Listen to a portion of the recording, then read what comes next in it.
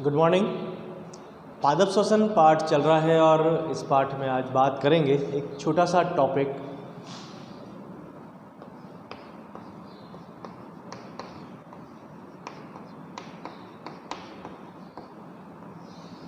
Amphibolic पथ। Amphi का मतलब होता है डबल, डुअस, जिसमें दो चीज़ें एक साथ हो, दो काम एक साथ हो, तो दो के लिए वर्ड यूज़ करते हैं एम्फी। तो जो शब्द है एम्फीबॉलिक पथ, इस पथ को हम बात करेंगे। ये एम्फीबॉलिक पथ चल रहा है श्वसन के अंदर। ये एम्फीबॉलिक पथ श्वसन को कहा गया है। अब श्वसन जब आप पढ़ा है अभी तक आपने जो श्वसन के जो लेक्चर्स देखे हैं उसमें आपने यही देखा होगा कि श्वसन में हो क्या रहा है। श्वसन के अंदर ग्लूकोज टूट रहा है और उससे ऊर्जा का निर्माण हो रहा है। ग्लूकोज के टूटने से ऊर्जा का निर्माण वहाँ पर हो रहा है। तो यहाँ पर उभय एम्फीबॉलिक जब इसको कहा है, एम्फीबॉलिक पथ इसको कहा है, तो यहाँ पर तो ये भी होगा फिर के रिवर्स चलेगा। बट रिवर्स कैसे चलेगा? ऐसा तो नहीं होता ना कि हमने ग्लूकोज को तोड़ा और उससे ऊर्जा का निर्माण हुआ और उस ऊर्जा से वापस ग्लूकोज बन गया, ऊर्जा हमें मिली नहीं। ऐसा तो बिल्कुल नहीं होता। फिर कैसे पॉसिबल है ये? तो इसके लिए हम एक बात करते हैं। हमारे शरीर में चलती है उपापचयी क्रियाएं।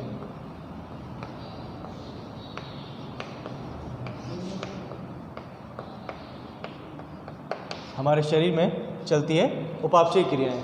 तो जो उपापचयी क्रियाएं हैं,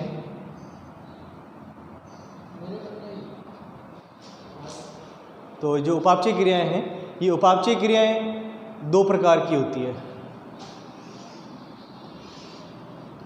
एक होती है अपचयी और दूसरी होती है उपचयी। जब हम बात करते हैं उपापचयी क्रियाओं की, तो उपापचयी क्रियाएं दो प्रकार की होती है। एक होती है उपचयी क्रिया और एक होती है अपचयी क्रिया। क्या अंतर है दोनों के अंदर, उपचयी और अपचयी क्रियाओं के अंदर? तो सिंपल सा, उपापचयी क्रिया क्या है पहले तो ये पता होना चाहिए। जब हम बात कर रहे हैं उपापचयी क्रियाओं की, तो उपापचयी क्रिया हमारे शरीर में विश्राम की अवस्था में, हमारी कोशिकाओं में विश्राम की अवस्था में चलने वाली किसी भी प्रकार की क्रिया उपापचयी क्रिया कहलाती है। बस आप इतना ध्यान रखें। हमारे शरीर में, हमारी कोशिकाओं में जब हम रेस्टिंग फेज के अंदर है, विश्राम अवस्था में, उस समय हमारे शरीर में जितनी भी क्रियाएं चल रही है वो सारी हमारी उपापचयी क्रियाएं हैं। अब हमारे शरीर में चल क्या रही है? मैंने कहा जितनी भी प्रकार की क्रियाएं चल रही है सारी उपापचयी क्रियाएं। अब ऐसी क्या क्रिया चल रही है हमारे रेस्टिंग फेज के अंदर? ऐसा क्या है जो रेस्टिंग फेज में? ऐसा नहीं है कि रेस्टिंग फेज में चल रहा है, ये सिर्फ विश्राम अवस्था में नहीं चलता, ये विश्राम अवस्था में भी चलता है। ये जब आप कोई एक्टिविटी कर रहे हो तब भी चल रहा है।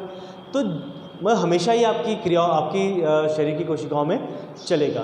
तो आपको बस इतना ध्यान रखना है कि ये उपापचयी क्रियाएं हैं क्या। तो उपापचयी क्रियाओं के अंदर दो प्रकार की है। अब इससे और ज़्यादा समझ में आएगा।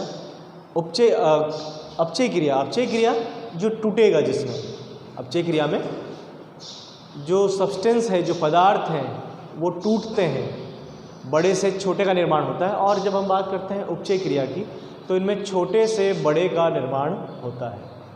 सिंपल सा, जब हम उपापचयी क्रियाओं की बात कर रहे हैं, मैंने अभी कहा है, जब आप सो रहे हैं, नींद में हैं, आप खाली बैठे हैं, आप पढ़ रहे हैं, आप खाना खा रहे हैं, कुछ भी कर रहे हैं, आपकी बॉडी के अंदर, आपकी कोशिकाओं के अंदर जो क्रियाएं चल रही है उन्हें उपापचयी क्रियाएं कह रहे हैं।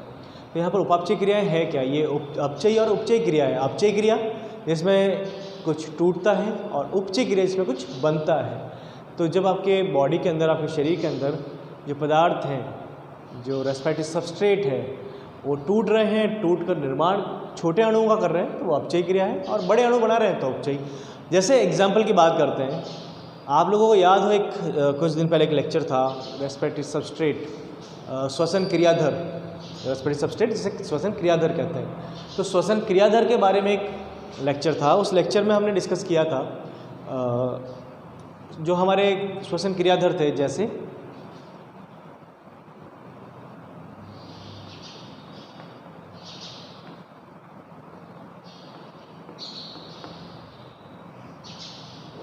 कार्बोहाइड्रेट, उसके अलावा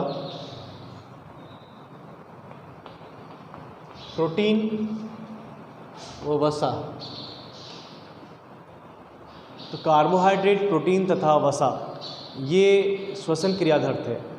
आपने देखा किस प्रकार हमने कार्बोहाइड्रेट से बनाया था ग्लूकोज,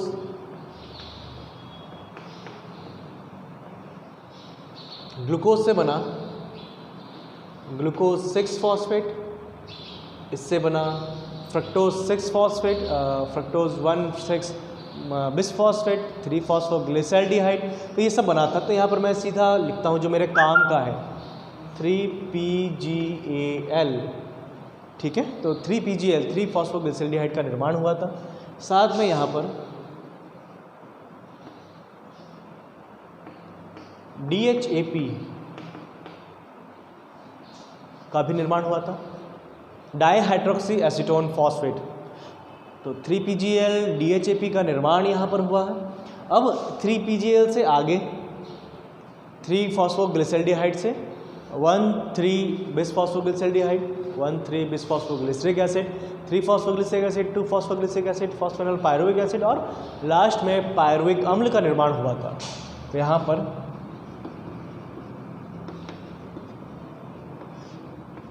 पायरुविक अम्ल से एसिटाइल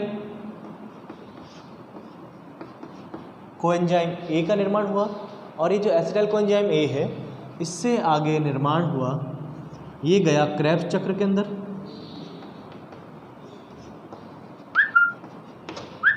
ये गया क्रेब्स चक्र में, और क्रेब्स चक्र के आगे इसने ऊर्जा का निर्माण किया। इसमें NADH2 भी बनते हैं, FADH2 भी बनते हैं जो कोएंजाइम्स हैं। साथ में ATP का निर्माण कई जगह हो रहा है, वो ग्लाइकोलाइसिस में हो रहा है। GTP बन रही, क्रेब्स साइकिल के 3 अलग अलग पदार्थ बन रहे हैं। तो यहाँ हो क्या रहा है इसके अंदर, आपने ग्लूकोज को तोड़ा है पायरुविक अम्ल में और उससे आपने ऊर्जा प्राप्त की है। तो यहाँ तो ये क्या हुआ, ये अपचयी क्रिया हुई है, एक अपचयी क्रिया है जिसमें आपने चीज़ों को तोड़ा है, यही तो मैंने बताया।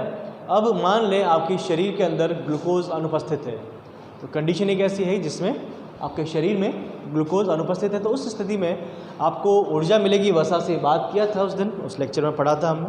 तो वसा से जब ऊर्जा मिल रही है, तो वसा से ऊर्जा किस प्रकार मिलेगी, सबसे पहले तो वसा को तोड़ना होगा। वसा टूटेगी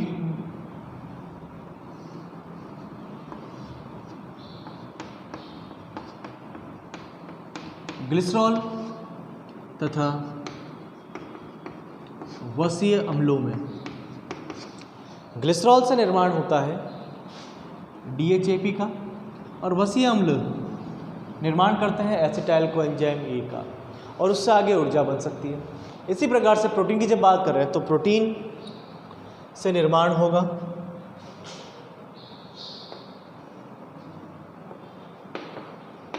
अमीनो अम्लों का। बात की थी उस लेक्चर में, एक पुराना लेक्चर था कुछ दिन पहले, श्वसन क्रिया था जिसमें सब पढ़ा था।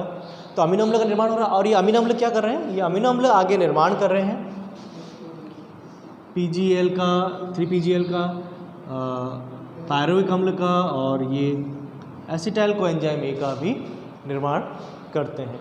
तो इस प्रकार से ये ऊर्जा का निर्माण कर रहे हैं। लेकिन ऐसा नहीं है कि हमेशा ग्लूकोज से ऊर्जा का ही निर्माण हो। ऐसा भी होता है कि जब ग्लूकोज से निर्माण हुआ है एसिटाइल कोएंजाइम ए का, ये एसिटाइल कोएंजाइम ए अमीनो अम्ल का निर्माण कर सकता है, और वो अमीनो अम्ल प्रोटीन का निर्माण कर सकते हैं हमारे शरीर के अंदर। एक सिंपल सा प्रोसेस है। मैं क्या पढ़ा रहा हूँ आज डिस्कस यही कर रहे हैं। एम्फीबॉलिक पथ क्या है, एम्फीबॉलिक का मतलब जो डुअस, डबल या दोनों हो जिसके अंदर, दोनों के लिए एम्फी वर्ड यूज़ करते हैं, शब्द को यूज़ करते हैं। तो उपापचयी क्रियाएं कौन सी होती है जिसमें अपचयी और उपचयी दोनों चल रही है।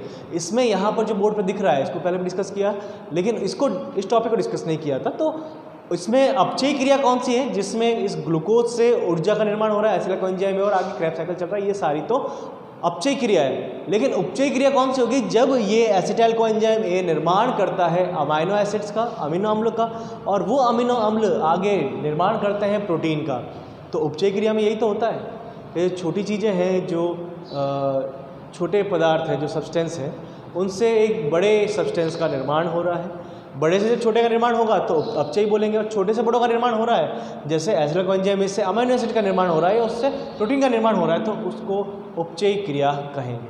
एक सिंपल सा टॉपिक था जिसमें हमने एम्फीबॉलिक पथ, हमारे शरीर में रेस्पिरेशन एक एम्फीबॉलिक पथ है, श्वसन एक एम्फीबॉलिक पथ है, ये कैसे है इस टॉपिक को हमने यहाँ पर डिस्कस किया है।